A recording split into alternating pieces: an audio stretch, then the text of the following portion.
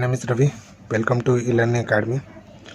सो आज हम लोग इस पार्ट में जस्ट यहाँ पर डिस्कस करने वाले हैं variation acceleration due to gravity with altitude, depth and latitude. तो ये जो इसका डेरिवेशन है वो हम लोग यहाँ पे डिस्कस करेंगे। तो आप लोग वीडियो देखते रहेंगे, प्रॉपर वे में, बेस्ट वे में देखते रहेंगे, बहुत ही अच्छे से आप लोग को समझ में आएगा। ठीक है, तो चलो मैं फर्स्ट स्टार्ट करता हूँ फर्स्ट से। दैट इज़ द, मैं किसकी बात करने वाला हूँ यहाँ पे, मैं किसकी मैं बात करने वाला हूँ, फर्स्ट वन एल्टीट्यूड की। ठीक है, तो फर्स्ट मैं यहाँ पे बात करने जा रहा हूँ एल्टीट्यूड की। तो यहाँ पे मैं नेमिंग कर देता हूँ, फर्स्ट मैं बात कर रहा हूँ तो मैं ब्लू पेन से लिख देता हूँ इसको। फर्स्ट डेरिवेशन हम लोग जो यहाँ पे देखने जा रहे हैं किसके लिए देखेंगे, किसके लिए देखेंगे हम लोग, एल्टीट्यूड के लिए। ओके, तो यहाँ पे मैं लिख देता हूँ variation in small G, variation in small G with altitude. Okay, तो एल्टीट्यूड के साथ में जो वेरिएशन है वो जस्ट हम लोग यहाँ पे देख रहे हैं, तो ध्यान से देखते रहेंगे, बहुत इंपॉर्टेंट है ये। अभी देखो नेक्स्ट यहाँ पे हम लोग जब नेक्स्ट मूव करते जाते हैं ना, तो वेरिएशन हम लोग देखने तो जा रहे हैं जस्ट, बट यहाँ पे ना एक छोटा सा कंसेप्ट है वो पहले समझ लेते हैं। तो देखो यहाँ पे मैं क्या बोल रहा हूँ ना, मेरे पास अगेन क्या है, अर्थ है। ठीक है, आप लोग प्रीवियस वीडियो नहीं देख रहे हैं तो प्लीज़ देख के आएंगे। यहाँ पे मैं क्या बोल रहा हूँ, मेरे पास एक अर्थ है कुछ इस टाइप से, इसके सेंटर से लेकर इसका जो डिस्टेंस हो गया कैपिटल आर है। ओके, पहले एक ऑब्जेक्ट था ना, जो ऑब्जेक्ट यहाँ पे प्रेजेंट था, अब वो ऑब्जेक्ट कहाँ पे चलेगा, बाहर चलेगा, यहाँ पे इस प्लेस पे चलेगा। अब ये जो डिस्टेंस है ना, इसके सेंटर से हो क्या है, स्मॉल आर है, और इसके जो बीच का डिस्टेंस हो क्या है, स्मॉल एच है। ठीक है, ऑलरेडी मैंने बताया प्रीवियस वाले वीडियो में। तो ये कुछ इस टाइप से। अब देखो मैं क्या बात करना चाहता हूँ, मैं बात करना चाहता हूँ gravity at the earth surface. तो देखो जब ग्रेविटी अर्थ सरफेस में बात करूँगा ना, अर्थ सरफेस पे जो ग्रेविटी मुझे मिलेगा वो क्या मिलेगा, GM upon capital R square. क्या मिलेगा, GM upon capital R square. But अब मैं बात करना चाहता हूँ कहाँ पे, इस पर्टिकुलर हाइट h पे ग्रेविटी कितना उस पर्टिकुलर ऑब्जेक्ट पे आ रहा है। ओके, अब देखो मैं यहाँ पे एक और चीज़ लिख सकता हूँ कि स्मॉल आर है ना, जो स्मॉल आर, ये जो स्मॉल आर है सेंटर से लेके इस ऑब्जेक्ट का डिस्टेंस जो दिखा रहा है वो क्या है एक्चुअल में, कैपिटल आर प्लस एच है ना, कैपिटल आर प्लस एच है। तो मैं अब बात करना चाहता हूँ gravity at particular this object पे। तो यहाँ पे जो ग्रेविटी मुझे मिलेगा एट हाइट h पे, मैं जो ग्रेविटी फाइंड आउट करना चाहता हूँ, हाइट h शॉर्ट में मैंने लिखा है, एट हाइट h पे जो ग्रेविटी मुझे मिलेगा उसको मैं रिप्रेजेंट करना चाहता हूँ मैं ग्रेविटी को GH से। ओके, जी सफिक्स सफेस GH से मैं रिप्रेजेंट कर रहा हूँ यहाँ पे। तो नेक्स्ट क्या मिलेगा, GM upon capital R plus H the whole square, capital R plus H the whole square. ठीक है, पहले ऑब्जेक्ट यहाँ पे प्रेजेंट था तो कैपिटल आर स्क्वायर था, अब ऑब्जेक्ट यहाँ पे प्रेजेंट है capital R plus H the whole square. Okay, अब यहाँ पे देखो मैं रिलेशन फाइंड आउट करना चाहता हूँ ग्रेविटी एट हाइट h पे और जो सरफेस पे ग्रेविटी आ रहा है। तो जस्ट मैं यहाँ पे इसको इक्वेशन नंबर 1 दे देता हूँ, इसको इक्वेशन नंबर 2 दे देता हूँ, दोनों को डिवाइड करता हूँ मैं। तो क्या आएगा, GH upon small G, GH upon small G is equals to, देखो यहाँ पे जो ये वाला फॉर्मूला है ना कैपिटल GH के लिए, sorry capital GM upon R plus H the whole square, उसको मैं न्यूमरेटर में लिखूंगा क्योंकि मैं इसको यहाँ पे अप्लाई कर रहा हूँ। तो GM upon R plus H the whole square आया, डिवाइड बाय में क्या मिलेगा, इसका फॉर्मूला क्या है, उसका formula GM upon capital R square. Okay, इसका फॉर्मूला क्या है, GM upon capital R square. यहाँ पे हम लोग ने डिवाइड कर लिया इसको, GH upon G is equals to GM upon में क्या है, R plus H the whole square upon GM upon R square. इसको देखो नेक्स्ट इसको सिंप्लीफाई करेंगे तो नेक्स्ट क्या होने वाला है, इक्वल टू आएगा यहाँ पे, देखो GM कैंसिल हो जाएगा, GM यहाँ पे कैंसिल हो जाएगा, तो रिमेनिंग क्या बचेगा यहाँ पे, आर स्क्वायर न्यूमरेटर में रहेगा, करेक्ट है, डिवाइड बाय में क्या आएगा, R plus H the whole square.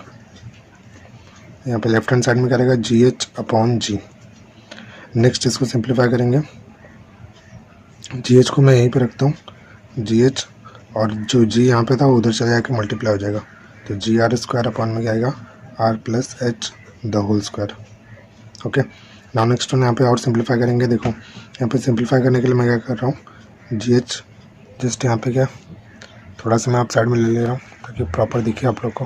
तो चलो नेक्स्ट स्टार्ट करते हैं। यहाँ पे GH is equals to GR square as it is. देखो यहाँ पे आर प्लस एच था तो मैं यहाँ पे क्या कर रहा हूँ, आर से डिवाइड कर रहा हूँ, देखो आर प्लस एच और आर स्क्वायर से डिवाइड कर रहा हूँ, R plus H the whole square, यहाँ पे आर स्क्वायर से डिवाइड भी किया और आर स्क्वायर से मल्टीप्लाई भी किया। ओके, नेक्स्ट यहाँ पे सिंप्लीफाई होगा तो नेक्स्ट क्या है, यहाँ पे देखो ये जो आर स्क्वायर है इस आर स्क्वायर के साथ कैंसिल हो जा रहा था, तो न्यूमरेटर में क्या मिलेगा, सिर्फ जी, और जो आर स्क्वायर था इसके साथ में मर्ज हो गया, ये पहले से ऑलरेडी स्क्वायरिंग में था और नीचे भी स्क्वायरिंग, तो होल स्क्वायर लिख सकता हूँ मैं। इसको मैं कैसे लिख रहा हूँ, R plus H divide by R the whole square. Okay, R plus H divide by R the whole square यहाँ पे मैंने लिख दिया। और लेफ्ट हैंड साइड में क्या है, सिर्फ जी एच। नेक्स्ट मैं यहाँ पे टर्न करता हूँ, नेक्स्ट यहाँ पे सिंप्लीफाई करता हूँ पेज, जस्ट इसको डाउनवर्ड ले लेता हूँ मैं। तो डाउनवर्ड ले लिया मैं। यहाँ पे देखेंगे नेक्स्ट इसको, नेक्स्ट में क्या आ रहा है, नेक्स्ट यहाँ पे देखो G H is equals to, G तो एज इट इज रहेगा। यहाँ पे देखो आर न्यूमरेटर में क्या था, सॉरी डिनोमिनेटर में क्या था, R plus H upon R. तो यहाँ पे मैं कैसे लिख सकता हूँ, R upon R plus H upon R the whole square, ऐसे मैं लिख सकता हूँ। नेक्स्ट में और सिंप्लीफाई करेंगे तो जी एज इट इज़ आएगा, आर अपॉन आर क्या आएगा, one plus H upon R the whole square. और यहाँ पे क्या मिला, जी सफिक्स ऑफ एच। इसको नेक्स्ट सिंप्लीफाई करेंगे तो नेक्स्ट क्या आने वाला है, जी न्यूमरेटर में एज इट इज़ आएगा और one plus H upon R the whole square को यहाँ पे हम लोग सिंप्लीफाई कर सकते हैं।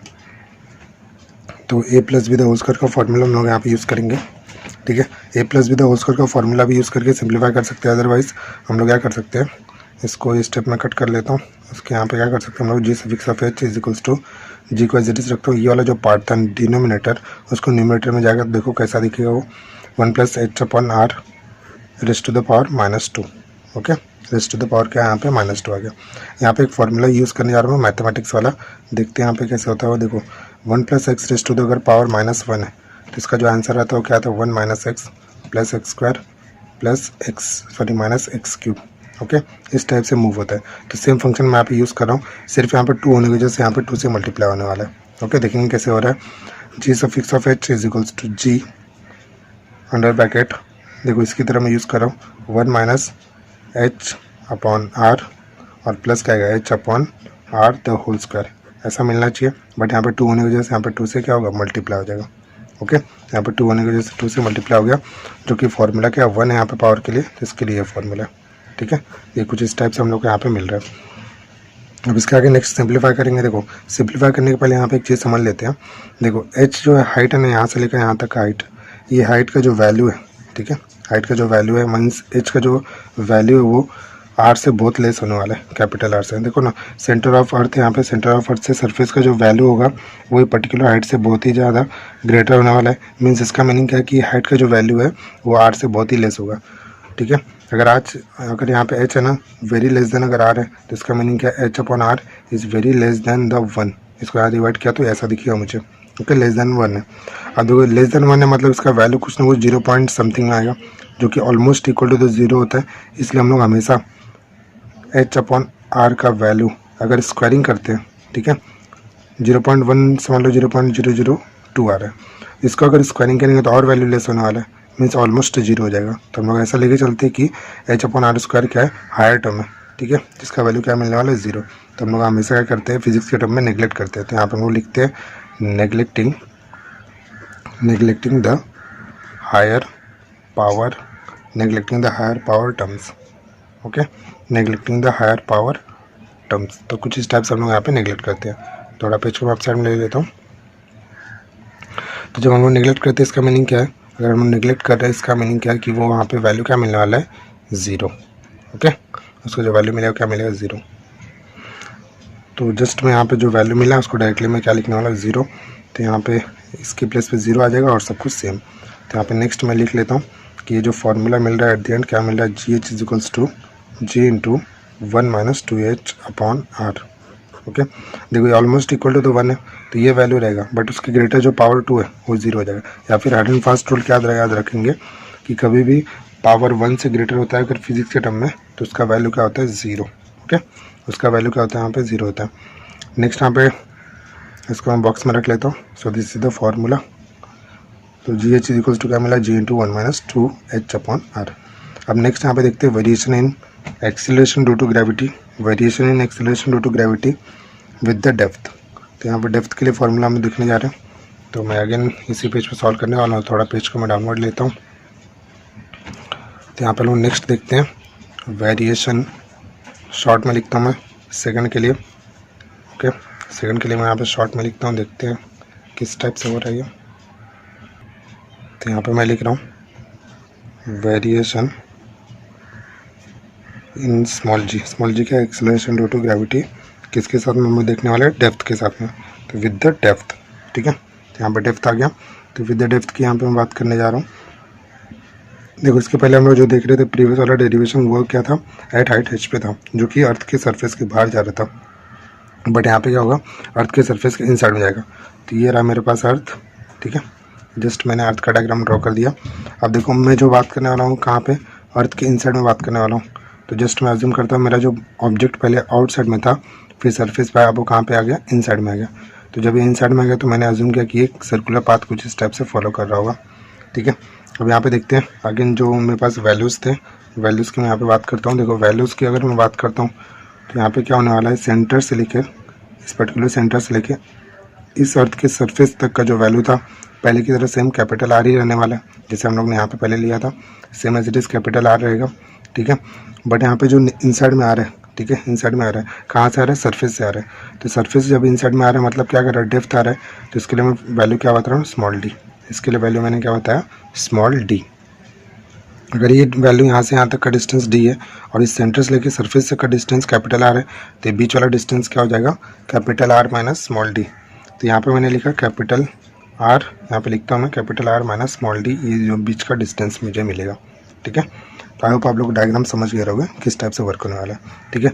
अब देखो यहाँ पे हम लोग ना बेसिक फॉर्मूले की बात करेंगे तो small G is equals to क्या मिला था, G M upon R square, right है।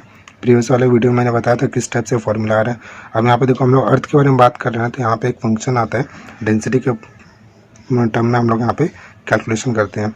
तो डेंसिटी इज इक्वल टू क्या होता है, मास अपॉन वॉल्यूम। ये फर्स्ट चैप्टर में हमने बहुत अच्छे से पढ़ा है। तो मास अपॉन वॉल्यूम हो गया। इसको सिंप्लीफाई करेंगे तो ये क्या होने वाला है, mass is equals to density into volume, okay. अब देखो ये हम लोग कैसा अज्यूम करते हैं कि अर्थ एक स्फेरिकल शेप है, ठीक है। एक्चुअल में तो नहीं, बट हम लोग ऐसा अज्यूम करते हैं कि अर्थ एक स्फेरिकल शेप है। तो डेंसिटी इंटू वॉल्यूम, वॉल्यूम क्या होता है, स्फीयर का 4/3 pi R cube, capital R रहेगा यहाँ पे, पाई आर क्यूब, ओके। तो ये मुझे मास मिल रहा है, ओके। ये मुझे क्या मिला, मास मिला।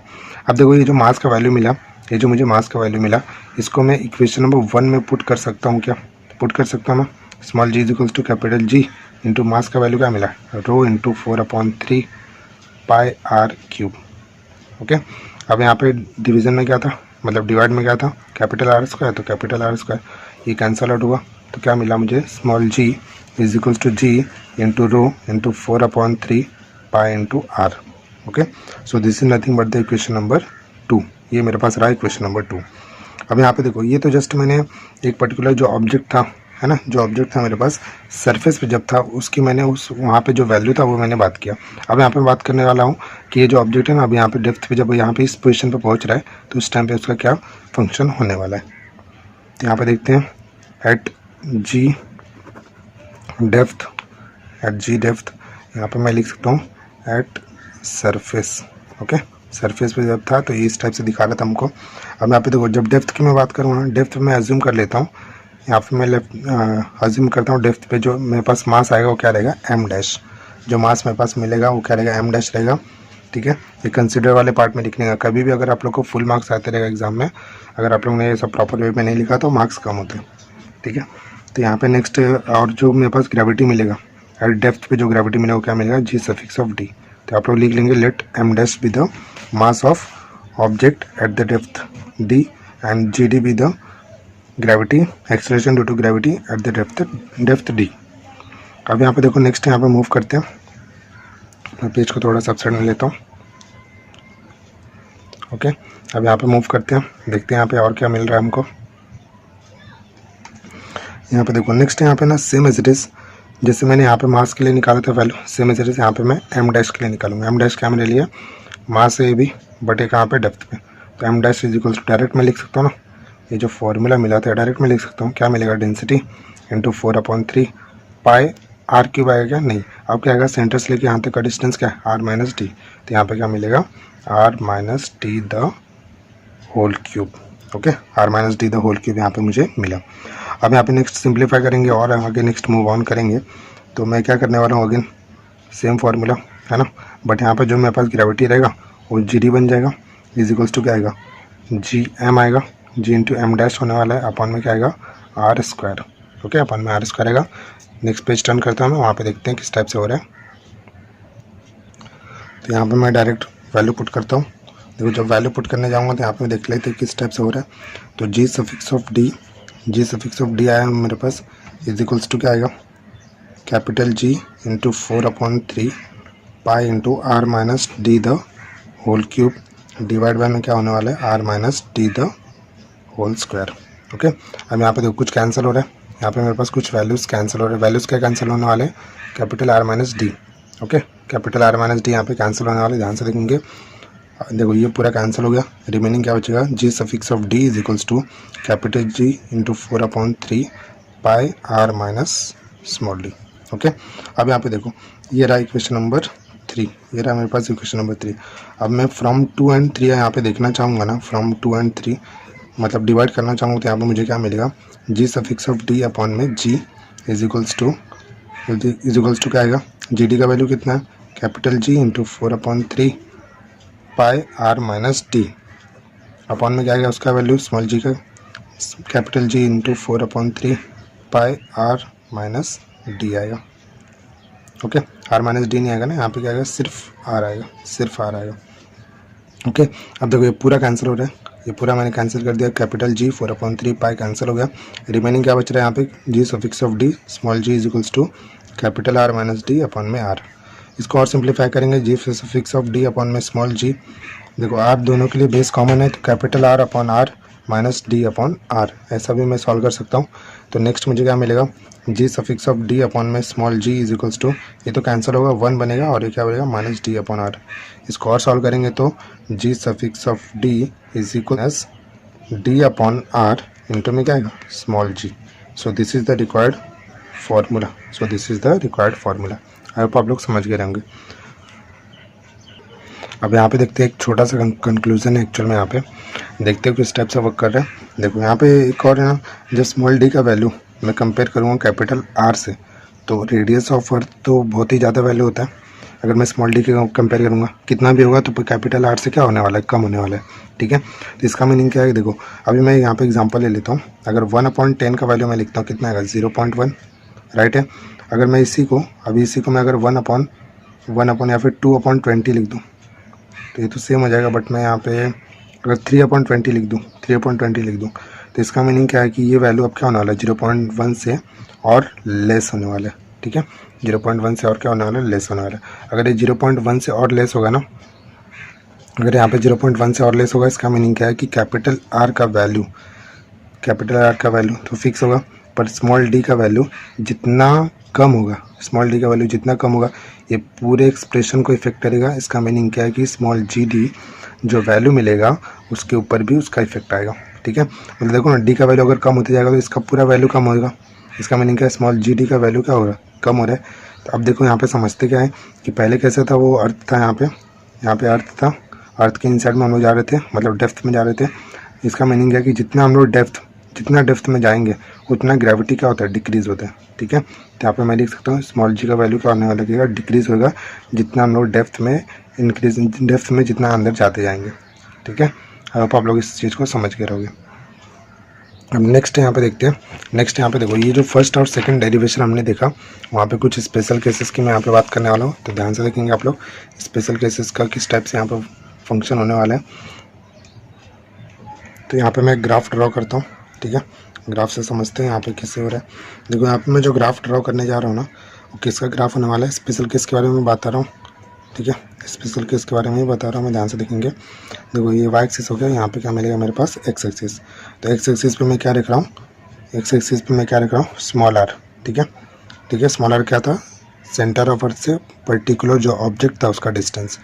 ठीक है, ऑब्जेक्ट कहाँ पे था, अर्थ की सरफेस के बाहर। अब यहाँ पे जो ये ग्रेविटी जो मिलता है, यहाँ पे वाई एक्सिस पे वो ग्रेविटी मिलता है, स्मॉल जी। ओके, अब यहाँ पे देखते हो ग्राफ कैसे बन रहा है। ठीक है, अब देखेंगे यहाँ पे सबसे पहले मैं यहाँ पे देखो ड्रॉ कर रहा हूँ मैं, जब इनसाइड द अर्थ रहेगा। ठीक है, जब इनसाइड द अर्थ होगा, अर्थ के सरफेस के अंदर हम लोग जब जाएंगे, कहाँ से, देखो सबसे पहले मैं यहाँ पे एक पॉइंट ले ले रहा हूँ। ठीक है, ये पॉइंट कौन सा पॉइंट है, ये जब रेडियस किसका, डिस्टेंस ऑफ ऑब्जेक्ट और अर्थ का सरफेस दोनों सेम होगा। ये वाला, ये जो ऑब्जेक्ट था, दोनों का सेंटर ऑफ अर्थ से जो डिस्टेंस था वो जब सेम हो जाएगा, देखो कैसे वर्क होगा। ध्यान से देखेंगे, बहुत इंपॉर्टेंट है ये ग्राफ। अगर आप लोगों को समझ में आएगा तो बहुत अच्छा रहेगा। तो देखेंगे यहाँ पे, देखो सबसे पहले मैं यहाँ पे क्या बोल रहा हूँ कि ये जो ग्राफ है ना, सबसे पहले देखो जब इसके इस साइड में जाएगा तो मतलब कहाँ जा रहा हो, डेप्थ में जा रहा है। जब उसके आउट साइड में जा रहा है मतलब हाइट का जो एच हाइट पर हम लोग बात कर रहे थे उस पर जा रहा हो। ओके, मतलब अर्थ के बाहर चले जा रहे हैं। जब यहाँ पे जाएगा तो अर्थ के इन साइड में जा रहा है, जब इस साइड जा रहा है तो अर्थ के बाहर जा रहा है। ठीक है, अर्थ के इन साइड में जा रहा है तो इसका मीनिंग क्या है, इसका मीनिंग क्या है कि ये जो ऑब्जेक्ट है ना वो क्या कर रहा होगा, अपना ग्रेविटी कम कर रहा होगा, वैल्यू कम कर रहा होगा ग्रेविटी का।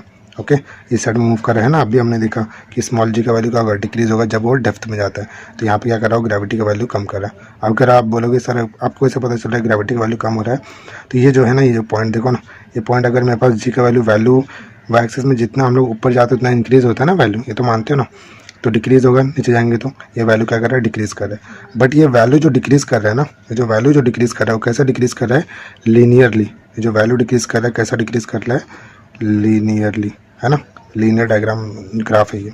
आई होप आप लोग समझ गए रहोगे इस चीज़ को। बट यहाँ पे देखेंगे ना, जब हम लोग जब हाइट के एच हाइट पे जाते हैं या फिर अर्थ के सरफेस के जब बाहर जाते हैं तो वहाँ पे भी ना आगे जाने के बाद क्या होता है, ग्रेविटी धीरे धीरे धीरे स्लोली क्या होता है, डाउनफॉल होता है।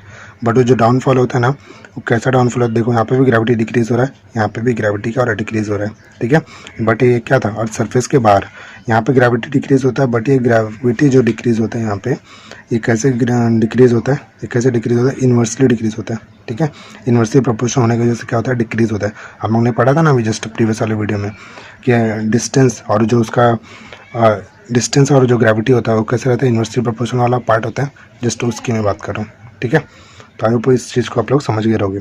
तो यहाँ पे मैं जस्ट जो स्पेशल केस है ना, यहाँ पे 2 लाइन है, वो लाइन मैं यहाँ पे लिख देता हूँ वीडियो स्टॉप करके। तो यहाँ पे देखते हैं, यहाँ पे देखो मैंने लिख दिया पूरा जो भी यहाँ पे कंक्लूजन था। जी मैक्सिमम मतलब acceleration due to gravity maximum at surface of अर्थ।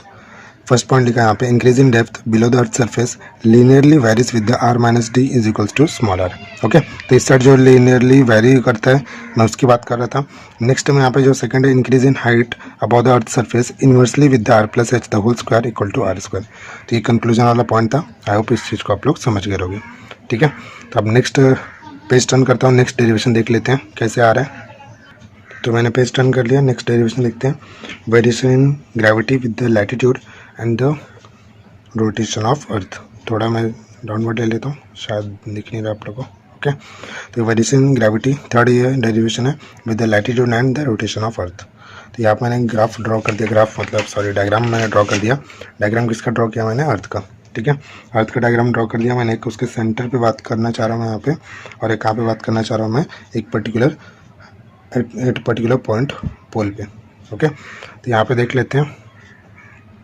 तो यहाँ पे मैं एक पर्टिकुलर पॉइंट पोल पे मैं बात करना चाहता हूँ।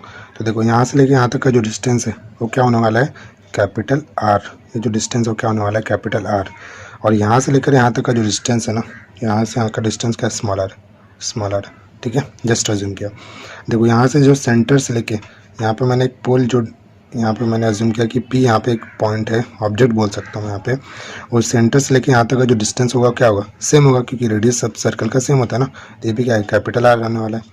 ओके, बट मैं यहाँ पे देखो, यहाँ पे मैं क्या करना चाहता हूँ, यहाँ पे मैं नेमिंग करना चाहता हूँ। नेमिंग किसका करना चाहता हूँ मैं, इस सेंटर का। तो यहाँ पे जो सेंटर है ना, ये पॉइंट ओ है, और यहाँ पे जो सेंटर था ना उसका मैं नेमिंग कर दिया ओ डैश। ठीक है, अब देखो जो नेमिंग है ना आप लोग के टेक्स्ट बुक के अकॉर्डिंग कर रहा हूँ मैं। आई होप आप लोग इस चीज़ को समझ गए रहोगे। तो ये जो देखो ये रोटेशन हो रहा है, अर्थ का रोटेशन ना एंगुलर वेलोसिटी के साथ में, तो क्या रहेगा मेरे पास, ओमेगा। वो क्या होने वाला है मेरे पास, ओमेगा रहने वाला है। ओके, तो कुछ इस टाइप से मिल रहा है। मैंने यहाँ पे ई ले लिया, इस पॉइंट पे जो टच हो रहा था ई ले लिया मैंने। ओके, अब देखो यहाँ पे जो डेटा मैंने आप लोग को बताया उसी को मैं लिखने जा रहा हूँ यहाँ पे। तो ध्यान से देखेंगे आप लोग, बहुत इंपॉर्टेंट है। देखो पी से लेके ओ डैश का जो वैल्यू क्या है, स्मॉल आर, तो ये रहा स्मॉल आर। ओके, नेक्स्ट जो मेरे पास वैल्यू है एंगल ई ओ पी, यहाँ पे अज्यूम किया मैंने जो एंगल ई ओ पी हो क्या है, थीटा है, स्मॉल। ओके, थीटा यहाँ पे। तो यहाँ पे मेरे पास जो मिल रहा है एंगल ई ओ पी क्या मिल रहा है, वो स्मॉल थीटा। ओके, नेक्स्ट मेरे पास जो एंगल है ना, देखो अगर ये थीटा है तो ये एंगल क्या होने वाला है, थीटा होगा ना, बाय अल्टरनेट एंगल। तो angle O dash P O क्या मिलेगा मेरे पास, थीटा। ठीक है, नेक्स्ट यहाँ पे अभी देखो ट्रायंगल में कंसिडर कर रहा हूँ, कौन सा triangle, O P O dash. तो यहाँ पर मैंने लिख लिया in triangle O P O dash में मैं बात करना चाहता हूँ मैं। देखो यहाँ पे अगर मैं कॉस थीटा की बात करूँगा ना, तो कॉस थीटा क्या मिलेगा, एडजेसेंट अपॉन क्या होता है, हाइपोटेन्यूज। तो एडजेसेंट क्या है यहाँ पे ओ डैश टू पी, तो क्या लिखा मैंने ओ डैश टू पी अपन में क्या मिलेगा ओ पी, है ना, तो यहाँ पे ओ पी आ गया इज इक्वल्स टू, देखो ओ डैश टू पी का जो वैल्यू है मेरे पास, ओ डैश टू पी का वैल्यू जो है मेरे पास वो क्या है स्मॉल आर, और इसका वैल्यू क्या है कैपिटल आर है। ओके, तो यहाँ पे स्मॉल आर इक्वल टू देखो सिंप्लीफाई किया तो क्या मिला capital R cos theta. Okay, तो small R equal to capital R cos theta, ये इक्वेशन नंबर 1 में इसका नाम दे दिया। ओके, अब नेक्स्ट यहाँ पे मूव करते हैं, नेक्स्ट यहाँ पे मूव करते हैं, देखो नेक्स्ट यहाँ पे मूव करेंगे ना उसके पहले देखो जब रोटेशन होता है सर्कुलर मोशन वाला जो रोटेशन होता है वहाँ पे एक्सीलरेशन आता है, वो एक्सीलरेशन कौन सा होता है रेडियल एक्सीलरेशन, या फिर जो भी एक्सीलरेशन होता है उसका फॉर्मूला हम लोग क्या लिखते थे आर ओमेगा स्क्वायर, प्रीवियस वाले चैप्टर में देखा हमने, और प्रीवियस वीडियो में फिर से मैंने इसको डिस्कशन किया है। अब देखो A is equals to small R omega square मिला, बट मुझे स्मॉल आर का वैल्यू तो पता है ना, तो देखो कैसे लिख सकता हूँ मैं इसको, A is equals to small R की प्लेस पे क्या आएगा आर कॉस थीटा, तो capital R cos theta into क्या आ गया ओमेगा स्क्वायर आ गया। ओके, यहाँ पे क्या आ गया ओमेगा स्क्वायर आ गया। अब देखो एक और पॉइंट यहाँ पे इंपॉर्टेंट क्या है कि ये जो एक्सेलरेशन है कौन सा है रेडियल एक्सेलरेशन, कौन सा एक्सेलरेशन रेडियल एक्सेलरेशन है, तो क्या मैं इसको रेडियल एक्सेलरेशन बोल सकता हूँ क्या, तो वेरी इजीली मैं बोल सकता हूँ ना, तो ये क्या मेरे पास रेडियल एक्सेलरेशन। ओके, तो जस्ट मैं इसको इक्वेशन नंबर 2 दे देता हूँ। ठीक है, अब देखो नेक्स्ट मैं यहाँ पे बात करना चाहता हूँ मैं, जब इस पॉइंट पे जब हो गया ना ऑब्जेक्ट, कोई भी ऑब्जेक्ट, या फिर यहाँ पे जो ग्रेविटी होगी वो ग्रेविटी कौन सी ग्रेविटी होगी, तो जो ग्रेविटी होगी ना उसका नाम क्या है effective force of gravitational attraction. Okay, तो वहाँ पे जो ग्रेविटी होगी वो इफेक्टिव ग्रेविटी होगी, कौन सी ग्रेविटी होगी इफेक्टिव ग्रेविटी होगी। और यहाँ पे जो केस की हम लोग बात करने जा रहे हैं इस पर्टिकुलर पॉइंट पे, वो केस क्या होने वाला है effective force of gravitational attraction on the point P. Okay, और जो यहाँ पे ऑब्जेक्ट होगा उसका मास क्या होगा स्मॉल एम। ठीक है, उसका मास क्या होगा स्मॉल एम।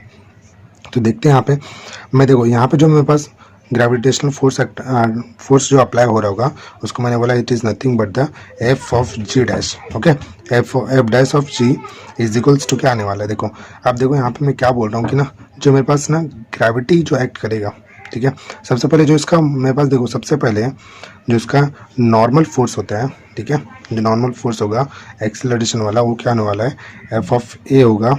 ठीक है, एफ ऑफ ए होगा, और जो ग्रेविटी का जो फोर्स आ रहा है वो एफ ऑफ जी होगा, माइनस में आएगा। ये माइनस में क्या आया क्यों आया, क्योंकि देखो जो यहाँ पे सबसे पहले समझते हैं, देखो कंफ्यूज नहीं होना है, सबसे पहले समझते हैं अगर मेरे पास ये अर्थ है पूरा, ठीक है, अगर मेरे पास अर्थ है तो इसका जो ग्रेविटी एक्ट करेगा वो डाउनवर्ड एक्ट करेगा। ओके, जो ग्रेविटी एक्ट करेगा कहाँ पे एक्ट करेगा डाउनवर्ड एक्ट करेगा। इसको बैलेंस करने के लिए कौन आएगा ये वाला फोर्स, कौन सा टाइप का फोर्स है सूडो टाइप फोर्स है। ठीक है, एफ ऑफ जी को बैलेंस करने के लिए आया, अगर ग्रेविटी डाउनवर्ड है तो एफ ऑफ ए कहाँ पे लगेगा अपवर्ड में, दोनों कैसे अपोजिट, अगर अपोजिट है तो साइन चेंज होगा, तो ये प्लस रहेगा तो ये माइनस होगा। ओके, और एफ जी डैश जो है ना ये कौन सा है, ये कौन सा है इफेक्टिव ग्रेविटी जो कि यहाँ पे लग रहा था, जो कि इसके साथ इक्वलाइज के फॉर्म में रहेगा वो। ठीक है, तो यहाँ पे मैं क्या लिख सकता हूँ इट इज़ नथिंग बट एक वर्ड लिख देता हूँ मैं जो कंप्लीट करता है इसको, इसके पहले उसको लिखना चाहिए था बट फिर भी यहाँ लिख देते हैं effective force of gravitational attraction, effective force of gravitational attraction on mass at point P. Okay, on mass at point P. थोड़ा सा मैं अप साइड में ले रहा हूँ, शायद दिख नहीं रहा होगा आप लोग को। तो ये रहा पॉइंट हम लोग के पास। नेक्स्ट यहाँ पे देखो, नेक्स्ट यहाँ पे मूव करेंगे ना, इसको सिंप्लीफाई करने जा रहा हूँ। देखो एफ जी जो डैश मिला था उसको मैं लिख सकता हूँ ना, क्या होता है बेसिक फार्मूला फोर्स का मास इंटू एक्सेलरेशन, बट यहाँ पे जो आएगा वो क्या है ग्रेविटी, तो जी डैश हो जाएगा इक्वल टू यहाँ पे क्या आएगा एम जी मिलेगा, और यहाँ पे जो है मैं वो क्या आएगा मास इंटू एक्सेलरेशन। सभी जगह पे मास कॉमन है तो मास कैंसिल हो गया, G dash is equal to ji minus A आ गया। ओके, तो यहाँ पे मैंने इस टाइप से यहाँ पे रिप्रेजेंट किया, G dash is equal to ji minus A यहाँ पे रिप्रेजेंट किया। अब देखो ये जो ए था कौन सा ए था रेडियल एक्सेलरेशन, तो ये रेडियल एक्सेलरेशन इक्वेशन नंबर 2 में मैंने फाइंड आउट करके रखा है। तो यहाँ पे मैं क्या लिखूँगा from two G dash is equals to ji minus are omega square cos theta, R omega square क्या मिला कॉस थीटा। तो ये फॉर्मूला जो मेरे पास यहाँ पे मिला G dash is equals to ji minus are omega square cos theta, so this is the required formula. ठीक है, देखो थोड़ा सा ये जो डेरिवेशन थोड़ा सा अजीब है बट बहुत ईजी है, आप लोग समझ सकते हैं, 2-3 बार प्रैक्टिस करोगे तो ईजी हो जाएगा। ठीक है, नेक्स्ट यहाँ पे कुछ स्पेशल केसेस हैं उसकी भी मैं बात करता हूँ, तो देखते हैं नेक्स्ट स्टेप में कैसा हो रहा है। तो यहाँ पे स्पेशल केसेस की बात करता हूँ मैं। ठीक है, देखो फिर से मैं अर्थ का डायग्राम ड्रॉ कर रहा हूँ क्योंकि यहाँ पे यूज़ है हमको। देखो अर्थ यहाँ पे सेंटर पे प्रेजेंट हो, सेंटर पे अर्थ उसका पार्ट होता है। इसके जब हम लोग इस साइड जाते हैं ना उसको हम लोग क्या बोलते हैं, इक्वेटर। ओके, इस साइड में हम लोग जाते हैं उसको इक्वेटर बोलते हैं, और यहाँ पे क्या होता है, पोल होता है, पोल्स बोलते हैं उसको। ओके, पोल होता है नॉर्मली। तो जो यहाँ पे पोल होगा ना, देखो सबसे पहले मैं यहाँ पे अगर एंगल की बात करूँगा ना, तो यहाँ पे जो एंगल मिलता है इक्वेटर पे वो कितना मिलता है, 0। यहाँ पे जो एंगल मिलता है पोल पे वो कितना मिलता है, 90 डिग्री। ओके, ऐसा एंगल हम लोग को मिलता है।